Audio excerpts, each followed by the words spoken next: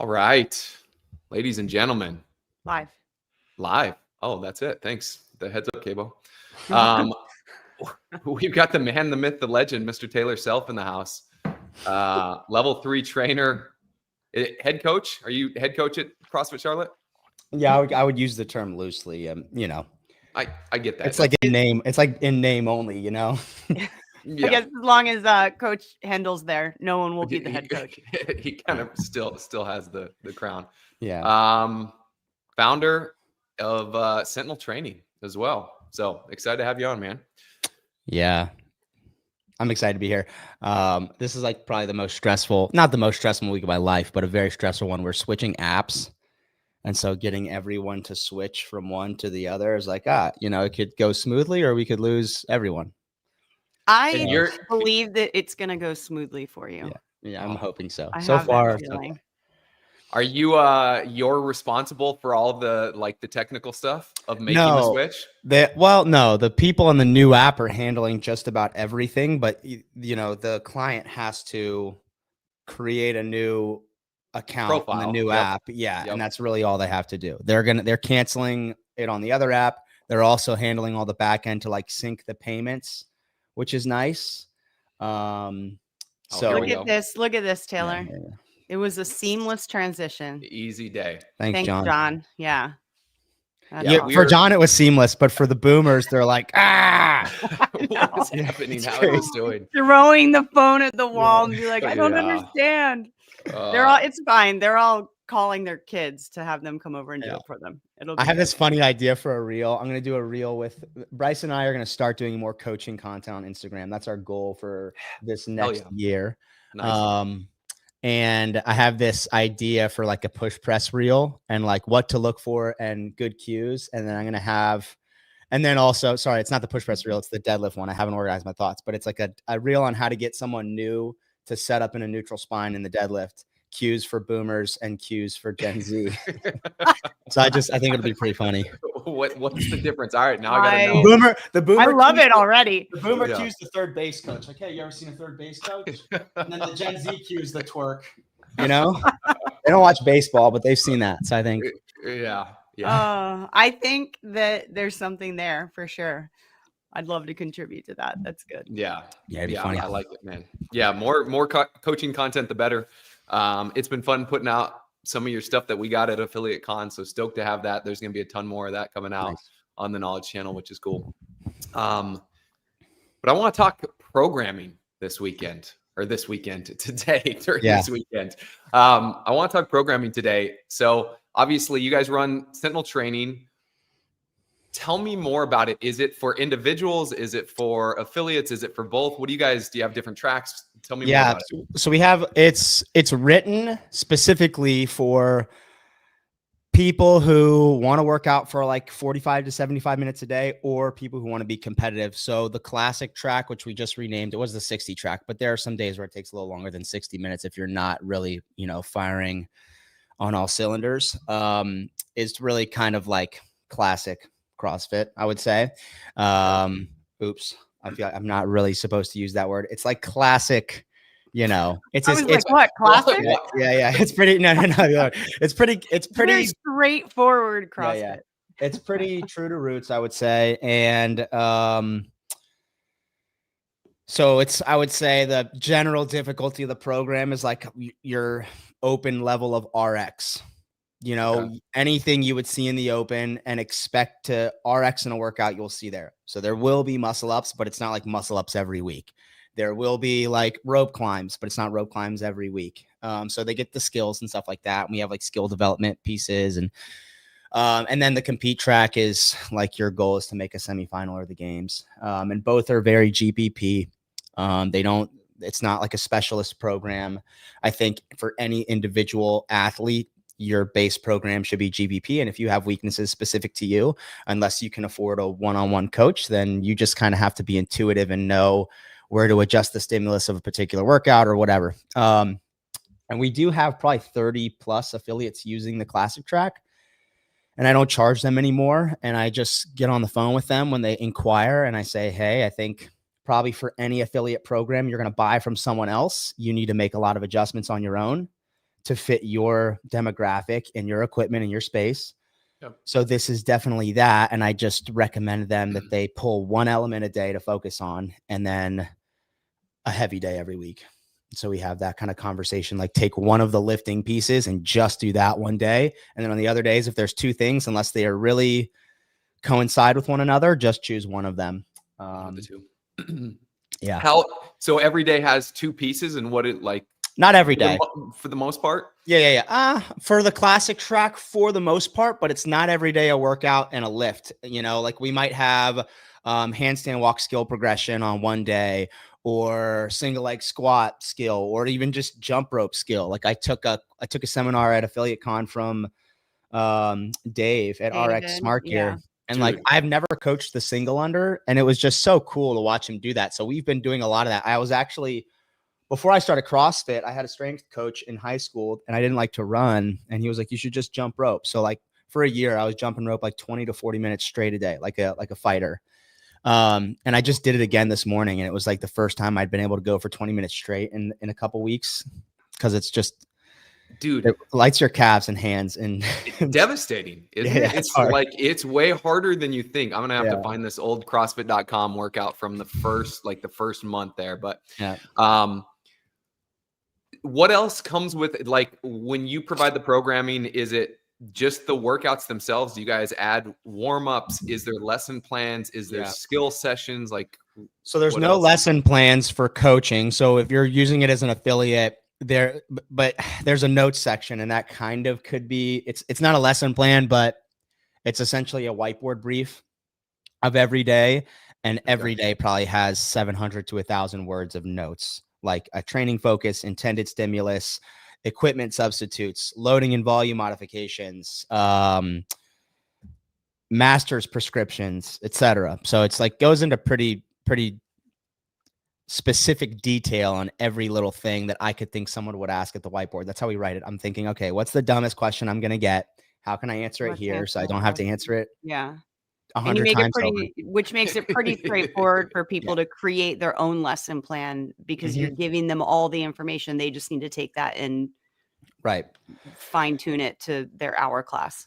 So that, and then we, believe it or not, we also offer like video review for every general subscriber. So we have 1,272 active subscribers. And for every single one of those people that wants to send a video into the Instagram, like we do our best to get to all of them. I don't think we've ever missed one for longer than 3 days. And we have me and Bryson, who's also a level 3, and then a guy named Will, who we just brought on to help just specifically with this, who's also a level 3.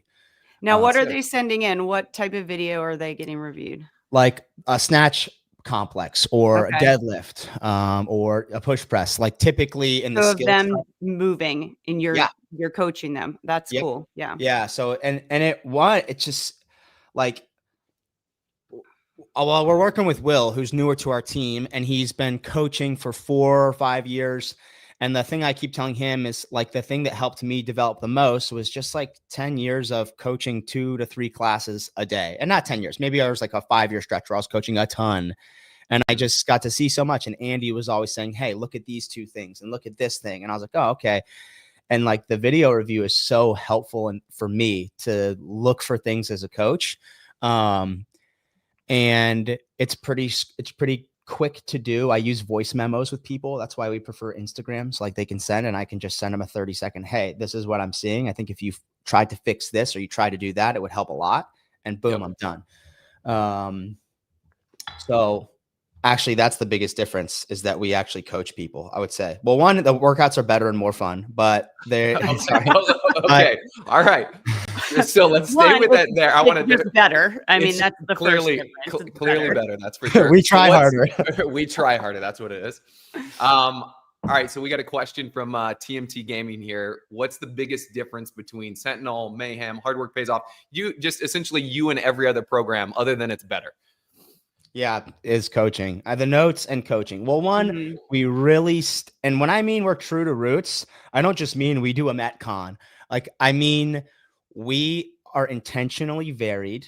We don't repeat the same old shit week after week after week. That's not what got people in love with CrossFit. Was like, that's what got you tired of 24-hour fitness is doing the Right. same old thing time after time. So we're trying to innovate. We're trying to be creative. We look at other places, and if we pull from somewhere else, we'll say courtesy of. And so like I've pulled from main site, I'll say, hey, courtesy of main site, or I'll say, hey, this workout format was inspired by this. Just to be as creative as possible and to keep things fresh. I rarely pull like verbatim workouts, but sometimes I have. And in that sense, I would like say, hey, courtesy of, but we're looking elsewhere and we're trying to learn and we're staying on our toes, and we're not just like getting in a rut of doing toes to bar and wall balls as a combination every week. So that, and I think that allows people to have a lot of fun. I think a little bit of personal experience training is I've found it beneficial to make a concerted effort in a lot of workouts when writing them to make it as easy as possible for me to get intensity, especially on the compete track when you're training at a little bit of a higher volume.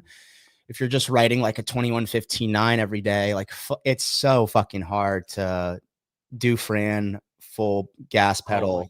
You can't do that. Every day. Yeah. Right. So trying to make it easy on people to get intensity is really important. And then the coaching aspect.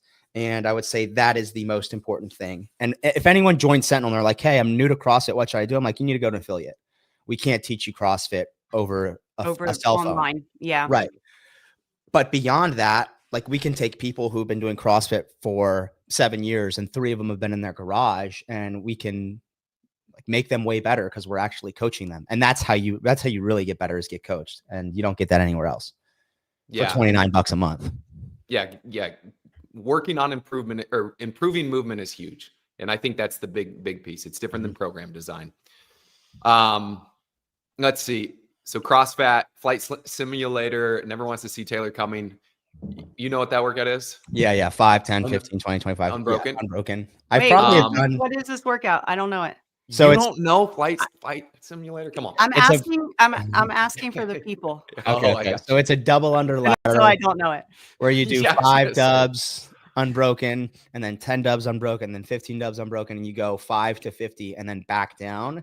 And you could, I guess, potentially do it all unbroken. I don't know it's all double unders. There's nothing else. Yeah, it's all double unders. Single modality. Yeah, and you can stop between chunks if you want to. So you could do 5 unbroken, stop, 10 unbroken, stop, 15 unbroken. But you have to do that chunk unbroken. It has to be unbroken. And if you cannot progress until you get that chunk unbroken. Got it. Yeah, and like in 2009 and 10, when double unders were still like an odyssey that you didn't have, it was so hard to do that, and get to like 40 or 50 unbroken was devastating. But us talking about, and you talking about jumping rope for 45 minutes to 60 minutes reminded me of this. Yeah. How's the black screen? So the black square, February 18th, 2001. This is the pukey in there. First week of CrossFit.com on the internet. Here's wait. This is the first. This is 2001. Okay, it's February 18th, 2001. So the first ever workout on .com was February 11th. Fast and heavy. February 10th. Fast and heavy. Yep. Dumbbell thrusters and running. Yeah, here we go. It was. Wait, you're scrolling too fast. What's happening? Okay, that's the very first workout. The first one. Got it. So a week into it. That's so sick. If you haven't looked at these and you want some like inspiration, this is the best ever. It's so good. Yeah, I do that a lot. But here we go. Jump rope for 2 minutes, rest for 1 minute. 1 minute. Can you continue this for 30 minutes? This is just 20 minutes of cardiovascular exercise. Go for it. If you have considerable jump rope experience, double under for 2 minutes, rest for 1. Anyone who can keep this up for 30 minutes is an extraordinary athlete. 200 dubs, 1 minute rest is essentially what that is. 15 times. Yeah. Crazy, right? But I love that how it's written is not even double unders. It's just jump rope. For 2 minutes. Yeah. Well, and the truth is, like, you know, in 2001, you probably couldn't find people that could do this unless you were like a boxer or a wrestler or had extensive jump rope background. I'm pretty confident that you could go to most affiliates and there's at least a couple people that could probably do pretty well with this. A bunch, just single unders. Which is insane to think about, right? So I think that's pretty cool. Have you ever seen the week of workouts where it's, I want to say 1K row, 10 muscle ups and maybe 21 clean and jerks, and it's written 5 different ways. Yeah. Different time each time. Yes. Yeah. How cool is that, right? It's interesting. You switch the direction and you do all the different stuff. Like .com is the best to go back to. But with that, the next thing I wanted to know about your programming is, do you have a framework or a template? You made mention of the fact that you try to provide variance, not doing the same stuff. You try to stay classic. You're catering and looking for ways to help your athletes find intensity, which I know we did a discussion, or you talked about it at Affiliate Con, and we'll see a video coming out on some of our stuff around using intervals as a way to help garner that intensity. But do you have some sort of template, like when you go into a week or a month where it's like, I want this, each week is going to roughly have this as my framework or my foundation? Yeah, yes. So our loose framework is I mean, it's like the online programming course, couplets and triplets, mostly task priority, sometimes time priority, a chipper, etc. So that's a loose framework. The more structured framework we use is we use the open as our community accepted benchmark of fitness that we don't, I wouldn't say we program around it or for it, but we're like, hey, in February, this is kind of the culmination of the year's training to measure yourself against last year and the year before and the other 200, 300, 400,000 people that do CrossFit. And I kind of view that as like your yearly physical or checkup in the fitness department. And so we communicate that to people who are interested in the program. They're like, what's the program based around? Well, it's based around the open, and that's kind of our community-wide, generally accepted test of fitness. So if you're looking for a 5K program, this isn't it. It's GPP. Then to narrow in between the months of maybe June through December on the compete track and partially on the classic track, we do 4 week on, 1 week off progressions. Where like if we have a few lifts, or for the compete track, if we have 5 lifts each week or 4, they'll have a 4 week progression. And that progression is more conjugate style than any other type of strength work, where it's still very varied from week to week, but the movement patterns are repeating, or the variations may repeat, but the sets and reps may change completely, or the movement variation may change, but the pattern's the same. But we're also not doing like a max effort every week. So I would say that's kind of where it's a little different from some conjugate. It's not like heavy single, heavy single, heavy single. It's not that, or heavy 5. Do you do speed work? We do some speed work, like, but not and accommodating resistance or any of that stuff, or not really, just because it's hard to accomplish that as individuals without bands and chains and all that stuff. Right. So we will sometimes do stuff like that, but I would say in the most sense, I guess I use the word conjugate very loosely, where it's still very varied. It's kind of like, I view conjugate as like a CrossFit strength program. It's not a linear progression. It's not 5-3-1 exactly for 4 weeks and then your deload week, right? Right. It's linear in the sense that it's 4 weeks on, 1 off, right? I guess, but yes, and some can be linear. So it's still a very varied approach to strength training, and we will write out those 4 week on, and also I would say it's linear in the scope of the year, where we start. Let me pull up I have like a thoughts list here. I just want to pull this up, where if we have 7 of these 4 week progressions, like I have the first one of the 2025 training year, which is, where are we at? I called it, a focus on structural integrity. So a lot of tempo, a lot of holds, a lot of strict gymnastic work, some unilateral stuff with like kettlebells and dumbbells, and a lot of different variations of deadlifts. And it's like really slow. It's not super heavy. Some isometric work, stuff like that. The next one of the year is like more of a hypertrophy focus. So now you have like higher reps, a little bit higher weight. The intensity is going up a little bit in terms of like sweating and effort. And then the next one is like a focus on technique and skills. And then the next one starts to get a little heavy. I call it like heavy 1. And then the next one's heavy 2. And then the next one's like a complex focus. And the next one is like testing. And after the 7th one, we would enter what we call is like an open prep phase, where we still have strength training for the compete track each day, but it's not a 4-week on, 1-week off format. It's just completely different each week, so that for like 2 months running into the open and quarterfinals and semifinals, you can still build off of the base that you've built over the past 7 cycles, but you're not zoomed in on one thing, so that when the open comes, if you've been zoomed in on the deadlift and there's no deadlift, you're kind of screwed. Right. You get to touch as many different things as possible. So that's the most specific structure we have is that. So that kind of, and that's just to the strength, like the strength portion that just you're that doing, right? Your regular workouts are still GPP. Yeah, we don't do any. Sometimes we'll do a machine or a run progression, but it is not like monotonous. That's one thing I hate more than anything is people who just, not people, but like when it's like a row progression, like if you've done like a true, 500-meter progression or things like that, they get mind numbing. And I think machines is a lazy way. Like it's just programming progressions like that for the machines can be lazy, and you can have just as much creativity and fun in machine work. So I kind of really focus on that when doing that. But so I want to come back to that. Let's put a pin in that just for a second. Just because CrossFit's got a question. Obviously, it sounds like you consider that periodization, right? What you just described, which is what it sounds like.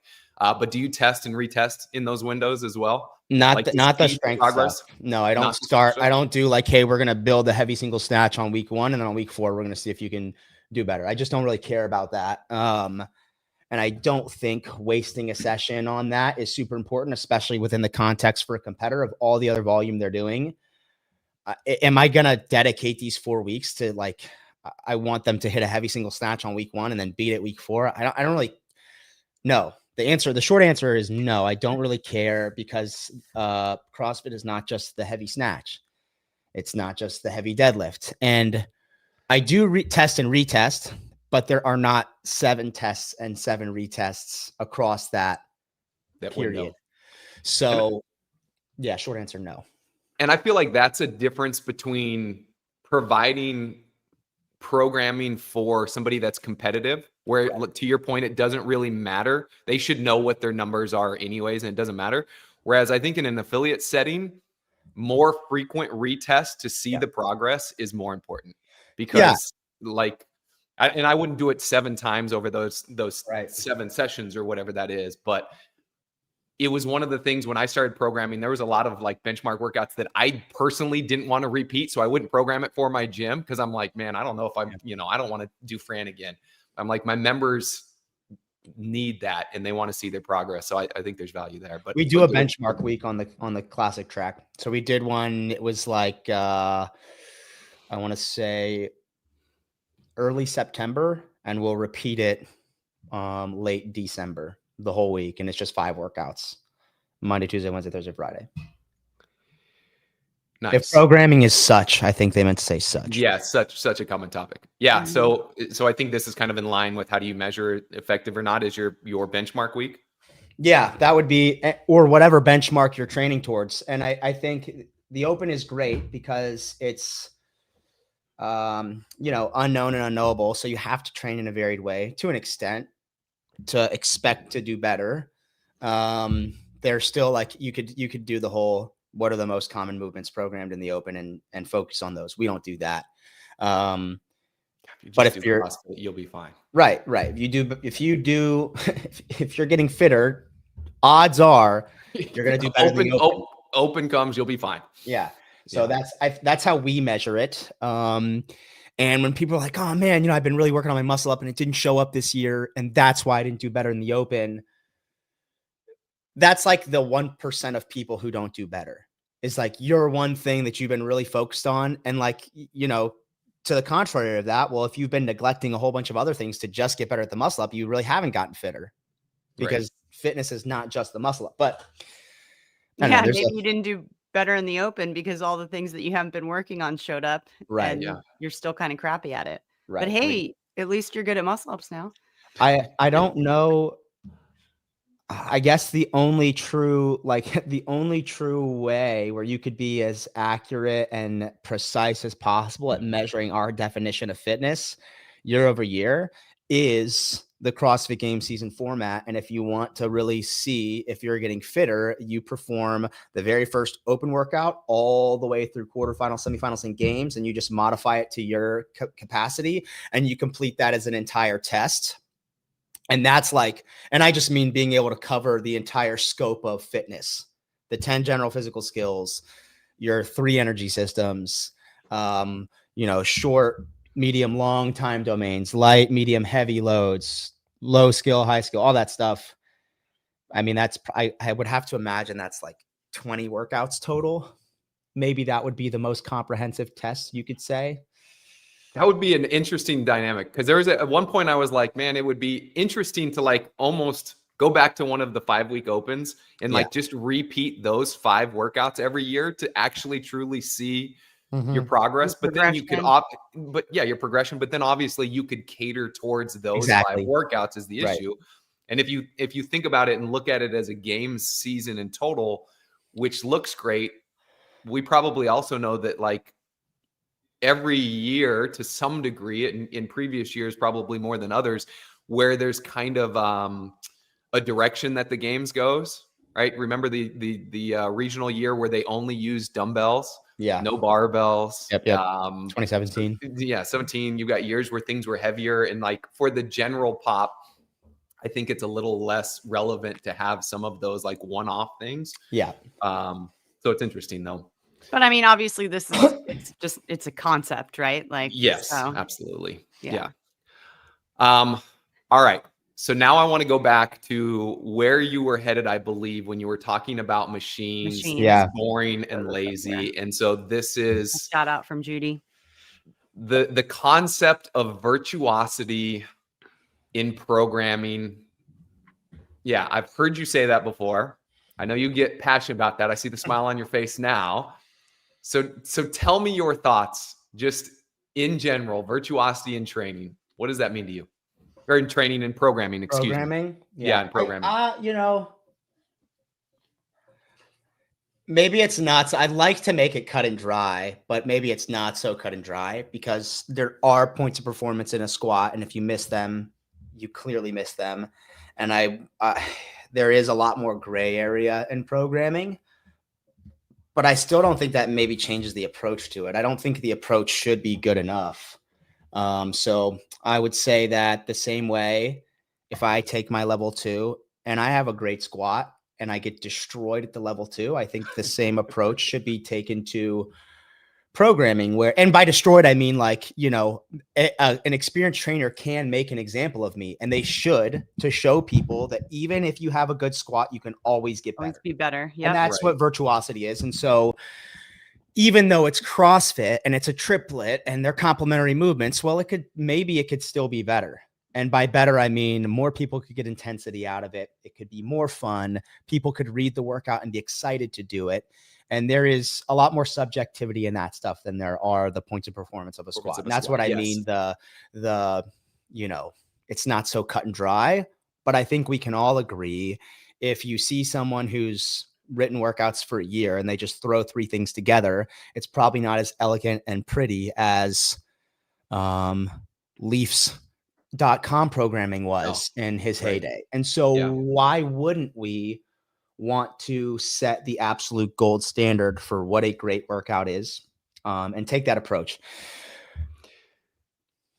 I mean, I see where you're going with that, but the tough part is, and just like you said, the subjectivity to the fact of like what you think might be the gold standard, I might not. And so but I think that subjectivity is like saying, okay, you're an inch below parallel versus you can wipe the floor with your butt. Like, you're still meeting a standard and you're still exercising to full range of motion to the standard. Okay. But there's a difference between a quarter squat and hip crease below the knee. And I think that's what I'm going with. Okay. And I can look at a workout. Okay. Yeah, here, I'll give you an example. There was a week when HWPO did the main site programming, and there was one that was like a 40-minute EMOM of shuttle runs. And then there was another workout that was a fuck ton of wall walks and like 1-to-1 reps of wall ball shots.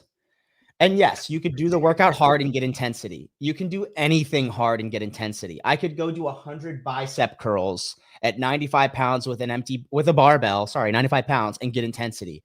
But that doesn't mean like that's a great workout. And there are just examples of workouts that are like, wow, a wall ball is not equal difficulty to a wall walk. Most people should, you could write that workout way better. Or I'll use Dave as an example. Atalanta, dumbest workout ever.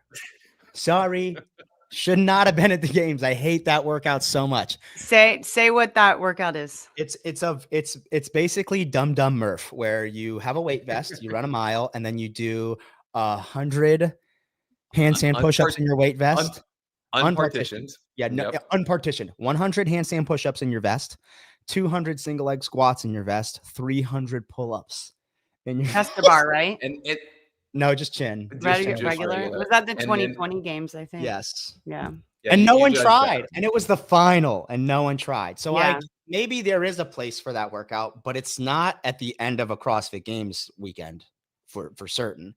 And if you're, anyways, so it is subjective. There is some subjectivity, but I think you can all agree there are programs that you maybe I'll say maybe there's a program you follow where you're like, I'm tired of this is dumb. And there are probably programs you follow that are like, wow, this is awesome, I'm excited. And it could just be your class programming, and there's a reason you like it. And I don't think the reasons you like it are as subjective as most people think. If you're drawn to CrossFit, if you like intentional variance, you like trying new things, you like seeing a workout that makes you a little nervous, you like the feeling of intensity, you like not getting hurt because the person programming your workouts isn't giving you squats 4 days in a row. Right. Paying attention to what they're doing. Yep. Right. I think all of those things you can do a really good job at. I think there are people who don't. I think the wall walk one is a fantastic example of that, right? If you're doing 1-for-1, it is not, the wall ball is so irrelevant. It's not even, it might as well not even be there. Yeah. Honestly. Might as well not even be there. It just is forcing you to rest in between wall walks. The argument can be made that some of the, like, if those workouts are sprinkled in that you look at, and a lot of times you can either look at it from the outside looking in, or you look at it in hindsight and you're like, that sucked. Well, that's going to be part of it. It shouldn't be 5 days in a row of like all of those sucked. But I'm sure you program some bogeys out there. Yeah, I have. Where they're not great, right? And I know I've done a ton of that too, where I'm like, this is going to be so awesome and it's going to be so much fun. And then you do it and you're like, that didn't turn out at all like I thought. I'll say this. The hardest part of my work week is writing the notes. That takes like 5 or 6 hours. And I typically do that in one day. And then the other part is sitting with Bryson and looking at a workout. And sometimes I'm looking at a workout for 20 minutes and I'm like, there's just something about it I hate. And I don't think other programmers do that. And so I'll say this. I think most affiliate class programming and .com is way better than any online training program. And what I mean is they are really doing true to roots CrossFit. And if you're just programming one thing a day, it's so hard to fuck that up. But if you're programming for a competitor or you're programming strength cycles, it can start to really suck. And I was on a programming podcast like a couple of years ago with someone who's pretty big in the space talking about how they program their strength stuff. And they had kind of like a Wendler type progression that they recycled each year. And I was like, you recycle the same strength progression each year? Don't you think people are going to get sick of that? Why wouldn't you just make a small effort to make it a little different and have a little variance? And that way people, hey, they're still squatting, deadlifting, and pressing, but they get a transfer of skill because you're changing implements or movement variations and whatever.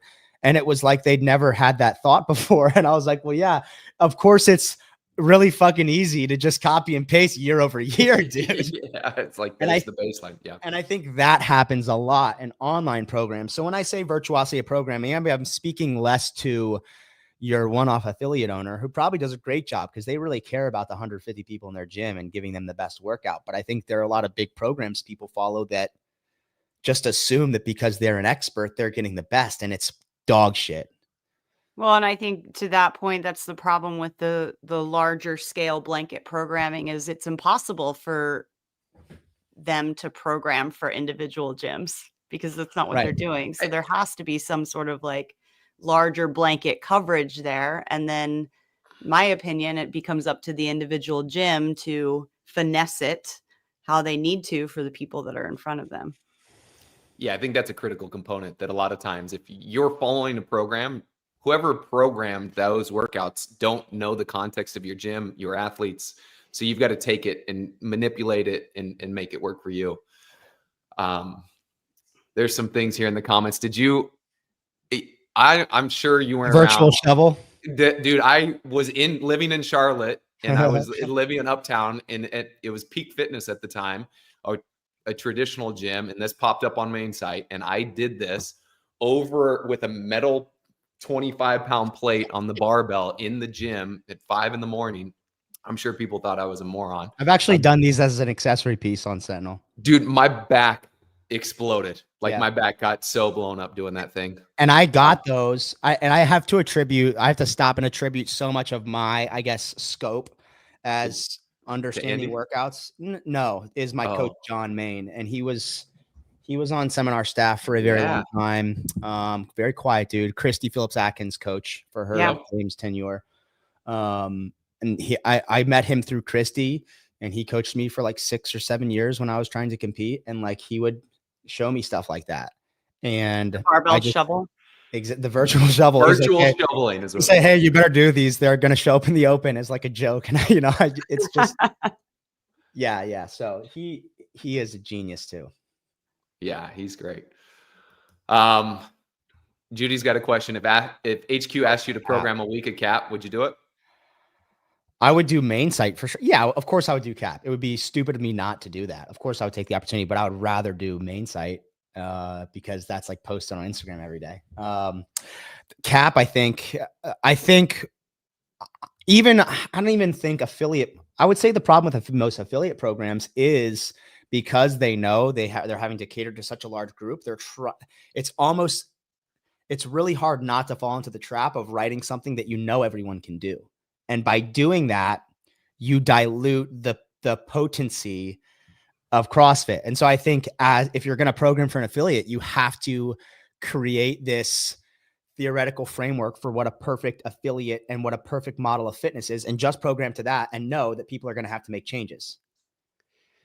That reference point right there, and you talked about Leaf programming on .com before, like that was the best thing that he had going. And in fact, I asked him about this one time, and he wasn't constrained like we are as affiliate owners. Like when I write my programming for my affiliate, I have to think about the equipment that I have, the space that I have, where I'm at in the world, what my athletes look like. And he's like, I don't have to worry about any of that stuff. I'm going to program the things that's going to get somebody the most fit, and I don't have to have any of those constraints.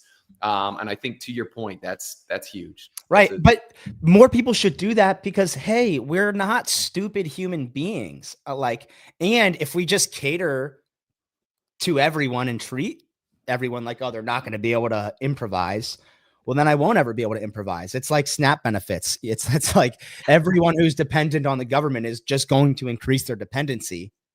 Well, don't create dependency, educate people, try to teach creativity and reinforce that. That's the beauty. Gosh, I mean, I could just go so deep into all this.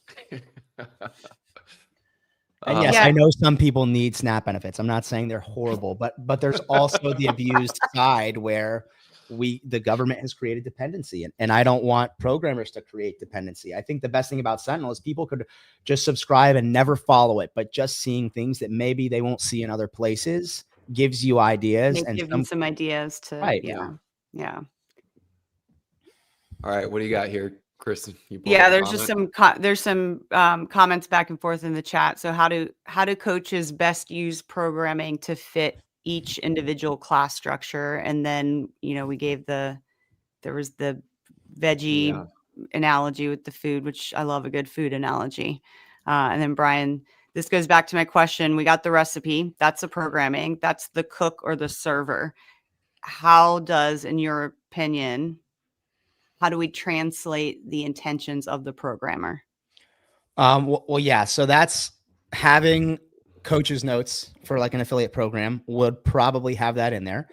And if you're programming for an affiliate, you would want all of your coaches to understand what the point you're trying to get across in the workouts so that they can communicate that at the whiteboard. I'm kind of the third space CrossFit. You're giving I'm having a hard time understanding some of their questions, but so I'm not really, is the question, how do you translate? Like if I'm writing a workout and my intended stimulus is full sprint effort, but maybe the workout's hard to grasp that, how do you communicate that? Would be coach's notes. Yeah, I think that's how I read this, is that you're asking about the stimulus, and you provide the stimulus, right? I would assume in your coach's notes.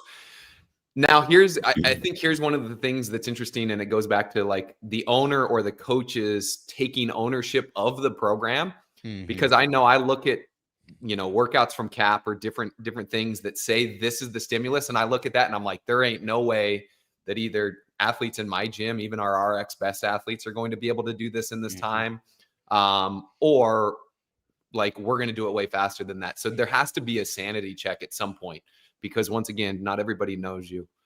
What do we got? Paying for programming. I'm making sure my coaches are, 1, reading the notes, and 2, understanding. I think that's huge. I have a good food metaphor.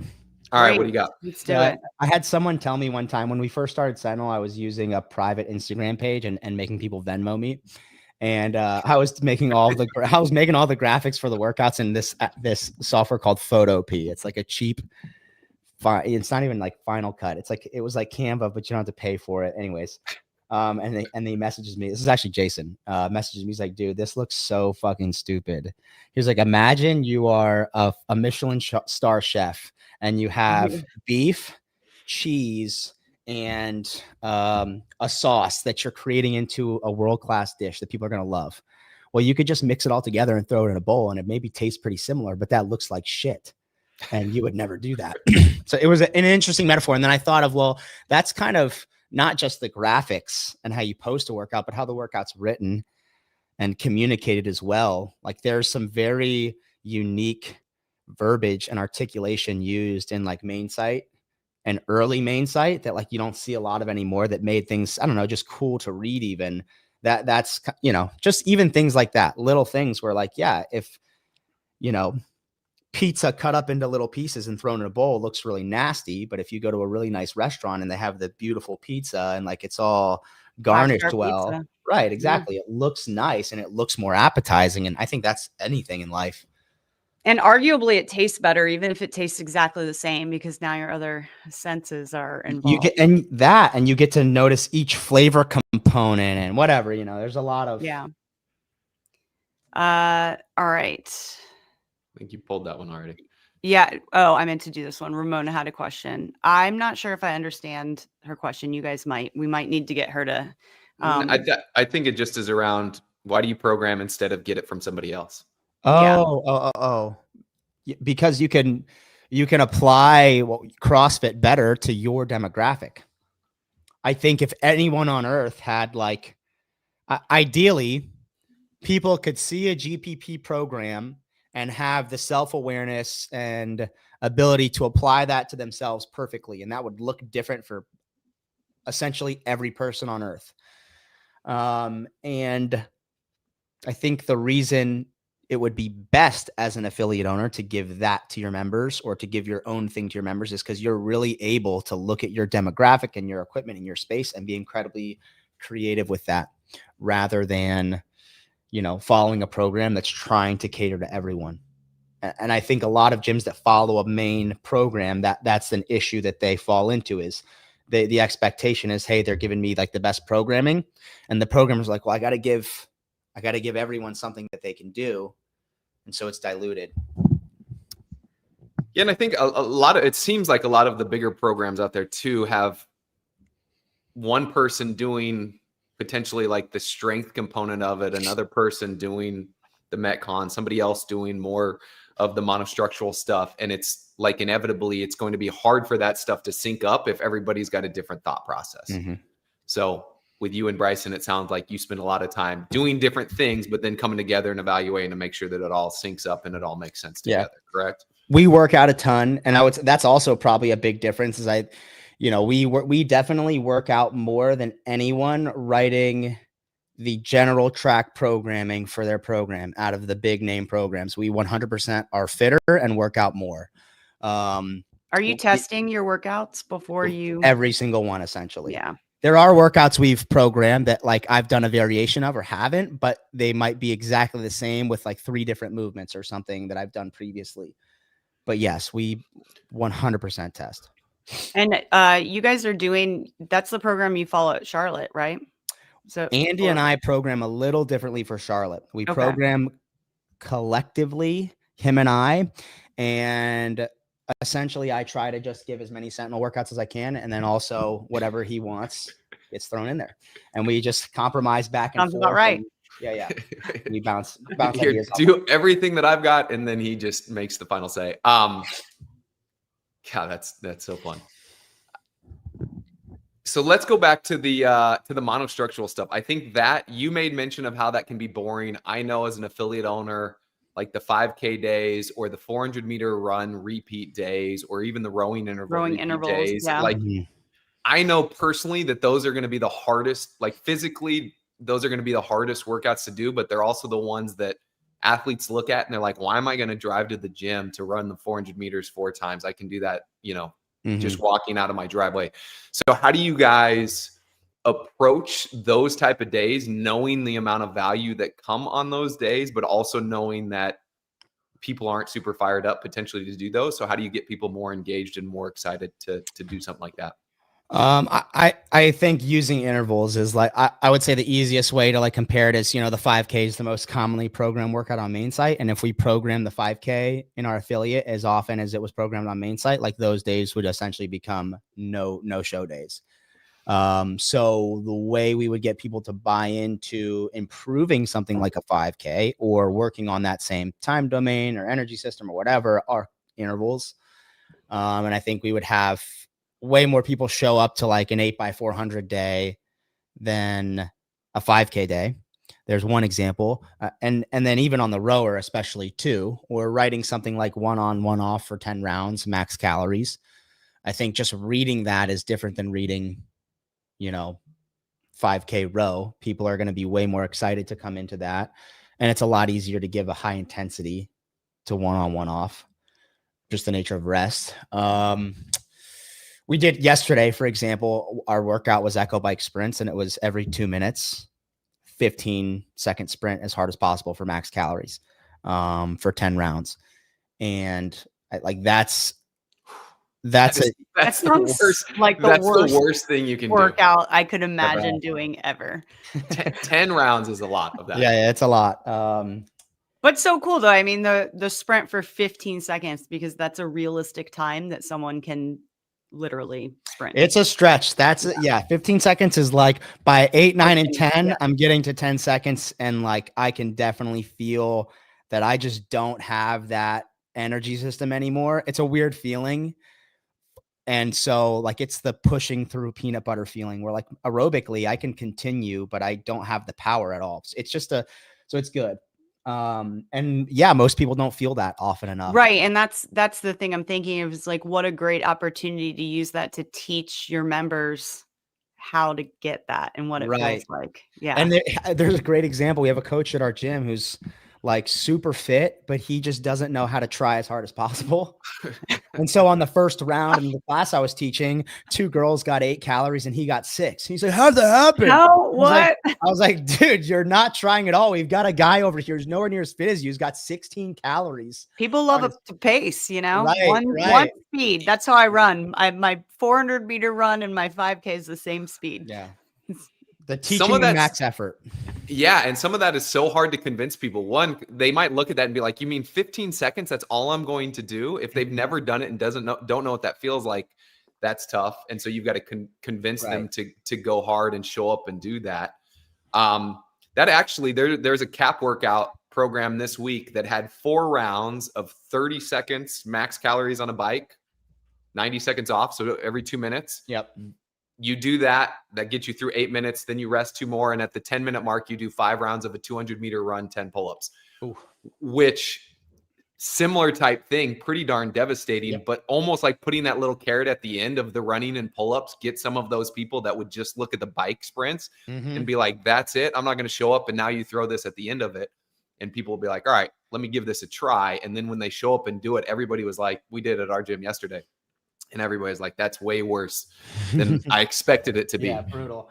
Right. I would say my biggest gripe about kind of machine stuff is again, less toward how a lot of people would program for a class and more toward the resurgence and the popularity of like Zone 2 and how I just don't believe Gen Pop in most settings should be making Zone 2 a weekly part of their training and something that they maybe not even weekly, but frequently something that you should be worried about, because the time you spend in 40 to 60 minutes, like going easy at a talking space, can be so much more effective spent elsewhere. If you're someone who's ever done like a progression of Zone 2, it's fucking so boring. And C, you can do something that's way more effective with the time that you have, far more fun. And I think that's where I go with the machine stuff. It's like, hey, you don't need to sit on a bike for 40 minutes. Unless you're Matt Fraser and you're really trying to build a huge aerobic base. Most of you don't have 8 hours a day to train. You're not as fit as Matt Fraser and everywhere else that he can sacrifice that stuff to do that, or is training at such a high volume that if he needs to add anything else, it can only be Zone 2. Because otherwise he'll get too beat up. Right. Yeah. Or like, hey, you are not fit enough. You need to learn how to go hard, and doing a 2-on 1-off interval where you do a 20 cal row by and a max calorie biker in the time remaining is going to be way more effective for where you are at than 40 minutes at a talking pace. No one needs that on a biker. Right. And I think to this question, the hardest days are tough. Let's see. Sometimes it's lazy or easy day to program on Thursdays or Sundays. And I look at that, like the concept of Zone 2 of getting on a bike or doing something like that, to your point, seems so boring. But I'd be curious to know how you guys program. Do you program 6 days a week, 7 days a week? And if so, do you have essentially like recovery-based workouts in there? I know for myself, when I'd program like on Thursday, if we did 3 really hard things, it would be a longer, higher volume, lower skill, like run. You know, this is when you can bring some tires to flip, some lunges or ab mat sit-ups. And it's virtual shovels. Virtual shovels will beat the shit out of you. We don't do that. That wouldn't be on the recovery day. But something there that it acts as a Zone 2 because it's a 20 or 25-minute workout, but it's not just sit on the bike and like just pedal. And people will feel like they get something. Do you guys program 6-7 days a week? Do you kind of include those days that are going to be a recovery day, but allow people to train? On Sentinel, I do. It's like Monday through Wednesday is hard training. Thursday is always a machine or swim-based conditioning workout. So, and it's optional. I always say, hey, this is optional. Perform one or the other or neither. So it's either a full rest day or like row and bike or swimming. And then Sunday, I program a full rest day for Sentinel. At the gym, we program. There's definitely a sequencing to, hey, this is a Helen style intensity. And then we have like a 20-minute AMRAP with some biking that's a bit easier, or just a heavy day. That's a nice break from like, I feel like I'm going to puke. We definitely do that, but I wouldn't say we program any active recovery days, just because I don't like, and I know Andy doesn't like, assuming that people are going to come every day in the week, because most people don't. Right. And also, we're very clear that, hey, you should be doing like 3 on 1 off. And if that's the case and you come Tuesday, Wednesday, Thursday, you don't want one of your 3 days to be like this. The long, slow. Well, I mean, active recovery day. Yeah. Like a true active recovery day. And that's why in my mind, if you put it as, it's still like, you can still push some pace on a 20-minute workout that has runs and whatever. So it's not just a, hey guys, this is our active recovery day. Because to your point, if that's one of the 2 days somebody gets in and they're going to do stretching for 30 minutes of class, like that's a waste of their time. Right. When I was going to CrossFit Charlotte, I think it was 2008 or 9, Coach was following.com, but on the rest days, he would program himself, and they were the longest, gnarliest, like just drag your face in the dirt for 30, not a 30 rest minutes. day, in other words. Not a rest day and not like short interval, high intensity stuff. It was Kokoro camp, Navy SEAL. Yes, it was wild. It was so good. So good. Greg asked, do you program classic CrossFit Girl or benchmark workouts in Sentinel? Do you guys put those in there? Yeah, we do. But it's not at the frequency. I would probably say out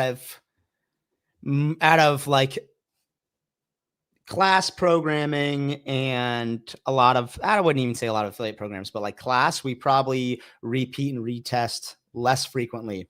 We do program the girls. I love to use the girls. The most recent one we've done is Nancy. That's my favorite workout. And then we've done a couple variations of it. Like we did on partition Nancy, a 2K run into 75 overhead squats. Whoa. Yeah. And then what else? I like the newer girls a lot too. So we've done Ellen regular recently on 60, which is just 21 snatches, burpees, and yeah. So 3 rounds. Yeah. 20 burpees, 21 dumbbell snatches, alternating 12 dual dumbbell thrusters. Then we've done devastating. Yeah, brutal workout. We did it scaled up a little bit for the compete track. Which yeah, it's hard. It's just a very hard workout. So tell me, like for yourself, if you do that workout as prescribed, so 50-pound dumbbells, what time are you getting that in? I've done it prescribed, and I'm trying to remember my exact time for whatever reason. I want to say it was 6:38. 20 burpees is a minute, 21 dumbbell snatches in a minute, 12 dumbbell thrusters, and 30 seconds. And that's like maybe 6:12 or 6:38. That's the number that's sticking in my head. And that's, the gold standard for Helen was 7 minutes, right? So like, what a great workout and version of that to hit the same stimulus. I will say it's probably faster the way I did it, because I did burpees over the dumbbell. I didn't do regular burpees. And then, and that was the standard one with the 50s. And the one we just wrote for compete was like a 13 to 15 minute workout where it was 70-pound dumbbells and burpee pull-ups. Oh, geez. Yeah. Okay. Nice. And then we programmed Lila.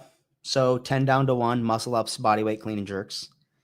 Andy, the hundreds barbell chipper.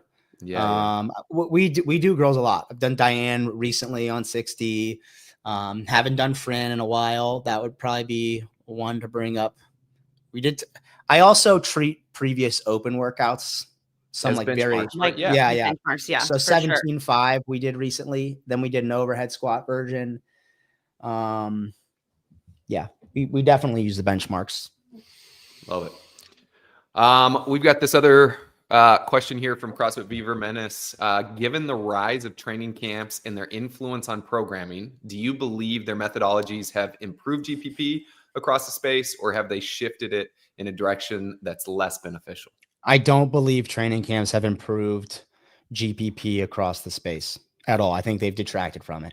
And I would say the one area where competitors have had, you maybe could make the argument they've had a positive influence, is the reliance on interval training. But if you read any of the earlier journal and literature stuff, they talk about interval training so much.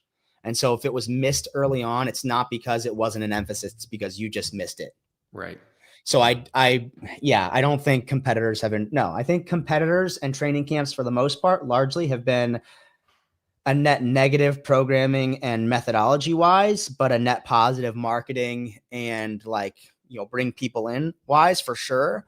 But I mean, and I think the diet's a big reason. I also feel that way. It's the whole carb, you need more carbs, Gatorade, and